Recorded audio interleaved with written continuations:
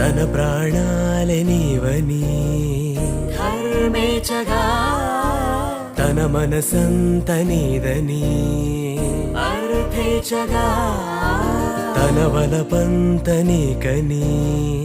కామేచగా అవధులు లేని ప్రేమకై మోక్షేచగా మూడు ముళ్ళతో 7 అడుగుల అగ్ని సాక్షిగా